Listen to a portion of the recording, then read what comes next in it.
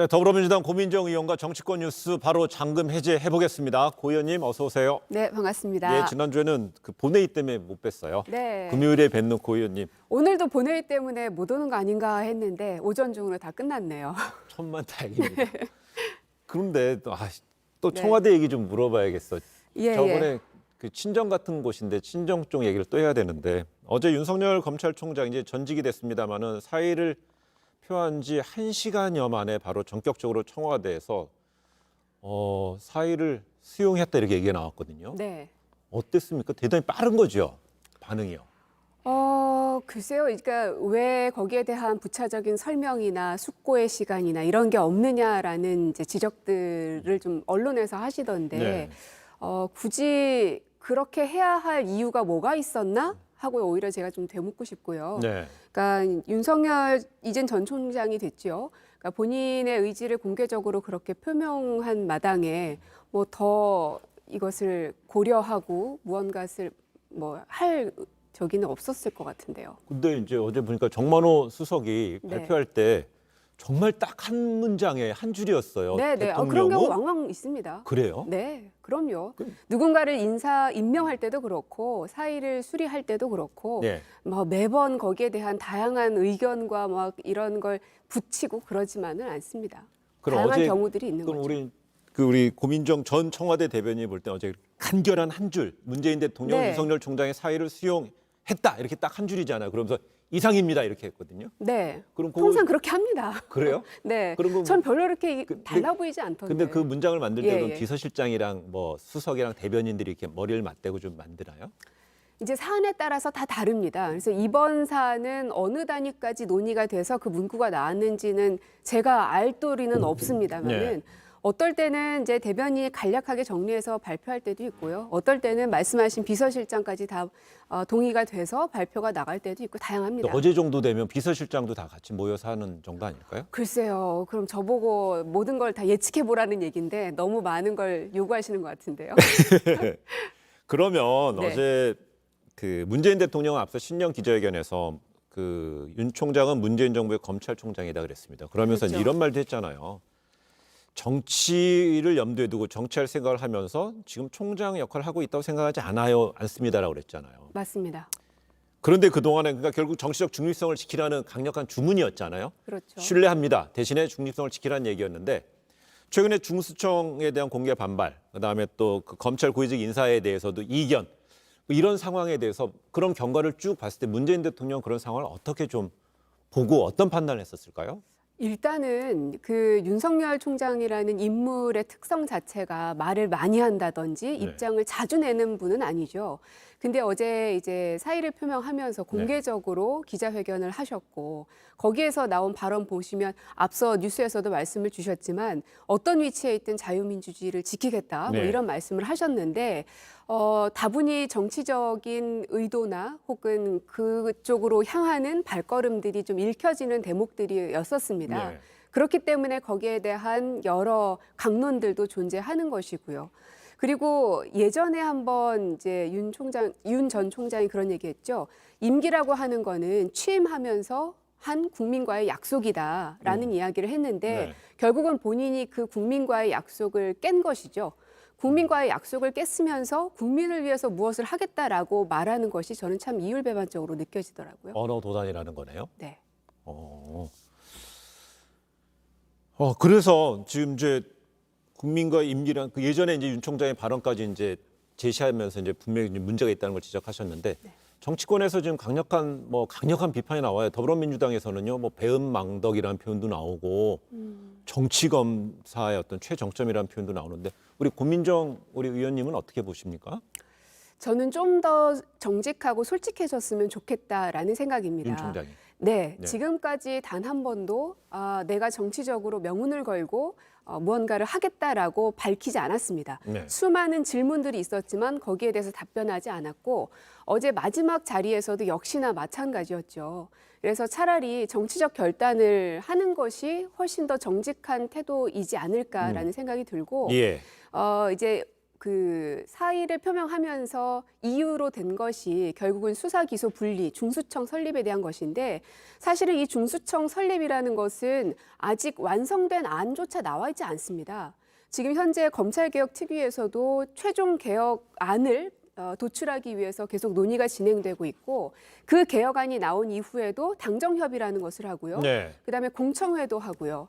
이런 여러 가지 과정들이 아직도 남아 있음에도 불구하고 심지어는 당정협의라는 곳에서는 당과 그 정부가 같이 의견을 내면서 거기에서 합의안을 도출할 수 있는 장이 분명히 있음에도 불구하고 그런 것을 걷어차버린 것이기 때문에 아직 완성되지도 않은 것에 대해서 마치 다 된 것을 나는 받아들일 수 없다라고 얘기한 것은 아직 밥상이 다 차려지지도 않았는데 밥상을 차버리겠다라는 것과 뭐가 다른가 하는 생각이 들어서 뭐가 그렇게 조급했던가 하는 질문을 좀 드리고 싶습니다. 그렇다면 어제 이제 윤석열 총장의 그 사직 개편 그리고 네. 또 기자들이 정치 뭐 입문합니까 이런 질문에 대해서 답변을 안 했잖아요. 그랬죠. 근데 지금 현재 시점에서 4월 7일 우선 큰 정치 행사는 다음 달에는 4월 7일에는 재보궐 선거잖아요. 어제 사직 표명한 게 3월 4일이잖아요. 대략 네. 한 달 정도 남긴 상황인데 그렇다면 우리 고민정 의원이 보실 때는 윤 총장 4월 7일 재보궐 선거에는 특별하게 그 뭐 발을 깊이 관여한다든가 이럴 상황은 아니라고 보시는 거네요. 근데 만약에 네. 정치적인 어떤 메시지를 낸다면 그건 어떻게 해석하시겠습니까? 낸다면 그것이야말로 정치적 행보를 보이는 것이겠죠. 네. 예, 그래서 어떤 발언을 할지를 모두가 다 지금 지켜보고 있는 것이지 않겠습니까?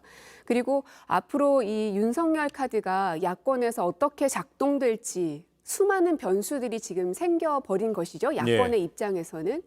왜냐하면 현재 이제 안철수 후보의 제3지대에서의 행보들, 그다음에 이제 오세훈 후보로 어제 경선 결과가 나왔는데 이제 거기에서의 모양새, 그다음에 이제 윤석열이라는 새로운 카드가 등장했기 때문에 굉장히 셈법이 다양해지고 이 계산을 굉장히 많이 해야 되는 상황에 도래했다라고 좀 보여집니다. 그렇다면 윤석열 총장이요. 어제 확실하게 어떤 위치에서도 국민을 위해서 국민을 상당히 강조했잖아요. 네.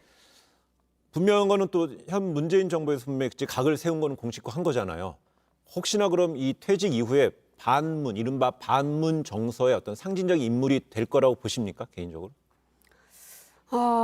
그러려고 노력들을 야권에서는 많이 하시겠지만 지금까지 수많은 선거들을 보면 그저 반정부 혹은 뭐 반문 이런 것을 카드로만 갖고 나왔을 때 승리했던가 그렇지 않거든요. 그리고 단순히 그것만을 가지고 유권자들이 선택하지 않기 때문에 그쪽도 많은 계산들을 하고 있지 않을까 생각이 듭니다. 결국 반문 정서만 내세워서는 그 현지 유권자들이 국민이 원하는 시대 정신을 관통하는 데서는 그럼요. 턱도 없다. 그럼요. 많은 사람들은 결국 대한민국의 미래가 어디로 가야 되는지에 대한 비전을 누가 제시할지에 대해서 지켜보고 있지 단순히 이 사람에 대해서 반대한다, 이 사람은 안 된다라는 것만 가지고 알겠습니다. 단순하게 계산하지 않는 게 지금의 대한민국 국민입니다. 네, 자연스럽게 조금 전에 이제 그 보궐선거에 이제 국민의힘 후보들 이야기를 이제 거론해 주셨는데 네. 지금 고민정 의원님 앞서는 청와대 입이라고 그랬잖아요, 대변이니까. 근데 이번에는 박영선 더불어민주당 후보의 입이 됐습니다, 대변인이요. 네. 저- 청와대 나오고서 이제 처음이죠. 입됐잖아요. 네. 그럼 요청이 온 거예요? 아니면 적극적으로 본인이 가서 하시겠다 그런 거예요? 요청도 있었고 저의 적극성도 있었고요. 있었어요? 네. 그런데 그럼 얘기하면서 이런 얘기를 했어요. 박영선 후보에게서 어미 사자의 모습을 봤다. 이게 무슨 말입니까? 저는 이제 청와대 대변인으로서 중기부 장관을 지켜봤었고요. 그리고 제가 산자위 그 상임위였잖아요. 그러다 보니 중기부 장관과 수많은 상임위에서 법안을 놓고 서로 티격태격하기도 하고 문제를 제가 지적하고 그쪽에서 대안을 제시하고 이런 수많은 과정들을 겪으면서 박영선이라는 이 중기부 장관이 어떻게 조직을 이끌어가는지를 컨트롤타워 입장에서도 지켜봤고 네. 국회 입장에서도 지켜봤는데 굉장히 그 자기의 가족, 나의 이 자식들을 보호하겠다라는 것도 굉장히 강하고요. 하지만 그렇다고 해서 무조건 내 새끼는 다 보호할 거야. 네. 이게 아니라 어미 사자가 자기 이 새끼 사자를 강하게 키우기 위해서 절벽에서 떨어뜨리잖아요. 그것처럼 잘못된 지적에 대해서는 가차없이 바로 그다음 조치를 취하더라고요. 저는 사실 이제 작년 국감을 하면서 그 100년 가게 또 뭐 수출 바우처 예. 이런 부분에 대한 문제점을 지적을 했는데 통상적으로 여당 의원이 지적을 하면 어느 정도 시일이 좀 지나고 좀 협의도 하고 이런 과정들을 거치는데 그것 없이 바로 전수조사를 지시하고 조치를 하시더라고요. 그래서 좀 미안하더라고요, 오히려. 그런 지적을 한 여당 의원으로서. 네. 하지만 그렇게 하는 것이 이 중기부를 더 강하게 키우는 것이라는 걸 누구보다 잘 아는 사람이므로 이번에 서울시장이 되는 사람은 그렇게 강하게 서울시를 글로벌 세계도시로 우뚝 세울 수 있는 추진력과 행정력이 있는 사람이 돼야 된다라는 확신이 서서 저도 좀 자청을 했습니다. 예, 그 중기부가 저거죠. 중소벤처기업부. 그렇죠. 네, 길어서 네. 길어서 말씀해 주신 것 같은데. 어미사자는요. 보통 밀림에서 보게 되면은 직접 맹렬하게 사냥을 합니다. 새끼들은 옆에서 사냥하는 법을 봅니다. 그렇죠. 자연스럽게 커가면서 또 사냥 기술을 전수들 하더라고요. 그래서 저는 이제 그런 어떤 사냥법이 생각이 났었고요. 이번 총선에서 보면 박영선 후보랑 맞붙을 야권 후보 안철수, 오세훈, 안철수 두 후보 중에 한 명이 되는 거잖아요, 이제는요. 근데 글쎄요, 이제 대신에 네. 이제 박영선 후보가 조정훈, 김진애 후보의 단일화 결과가 어떻게 되느냐에 따라서는 네. 그런데 이제 만약에 오세훈 후보는 보니까 지난 총선 때 고민정 의원이 좀 이겼던 후보예요. 네. 어떻게 보셨습니까? 일단은 과연 이 1대1의 구도로 최종적으로 갈 수 있게 될지는 미지수입니다. 2대1로 가게 될지 혹은 1대1로 가게 될지. 왜냐하면 이제 안철수 후보와 이제 오세훈 후보가 단일화를 하겠다라고 이제 명시적으로 얘기는 하고 있지만 과연 그렇다면 안철수 후보가 국민의힘으로 들어갈 것이냐 그것은 아니다라고 분명 선을 그으셨더라고요. 그리고 이제 오세훈 후보 같은 경우도 본인을 지지했던 국민의힘의 그 열혈 지지층들이 있기 때문에 그들의 동의나 이런 것 없이 무조건 그 자리를 양보해 줄 수도 없을 것이기 때문에 과연 그 단일화라는 게 쉽게 될 수 있을까? 그거는 끝까지 지켜봐야 될 사안이라고 봅니다. 그러니까 결국은 더불어민주당 후보 대 국민의힘 오세훈, 국민의당 안철수 이렇게 3자 구도가 될 수 있다는 진단이신데 모든 가능성은 열려 있다고 그렇죠. 봅니다. 그렇다면은 여권에서는요. 지금 현재 조정훈 시대전환 의원하고는 오는 8일까지 단일화할 거고요. 박영선 후보가요. 열린민주당의 김진애 후보하고는요. 김진애 후보는 18일 후보 등록할 때까지 계속 이야기를 단일화 경선하자고 그러잖아요. 네. 거기도 자칫 단일화 무산되면은 법여권에서도 후보가 복수가 나올 가능성이 있겠네요. 그러면. 그래서 현재 당에서 그 네. 부분을 계속 조율을 하고 있는 걸로 알고 있고요. 그래서 당에 다 일임이 돼 있기 때문에 제가 추가적인 발언하는 것은 적절치 않을 것 같고, 이제 다만 김진애 후보도 너무 조급하게 되면 결국 스텝이 꼬이게 돼 있기 때문에 좀 잘 모든 것이 이제 순조롭게 됐으면 하는 바람은 있습니다. 결국 경선 과정 중요하잖아요. 네. 삐끄덕거리면은 큰 전쟁 앞두고 적전 분열도 있을 수 있고요. 그렇죠? 알겠습니다. 앞으로 박영선 후보의 입이 대신 고민정 의원, 고민정 대변인의 역할도 기대하면서 네. 저희 오늘 얘기는 여기까지 할게요. 고맙습니다. 네. 네.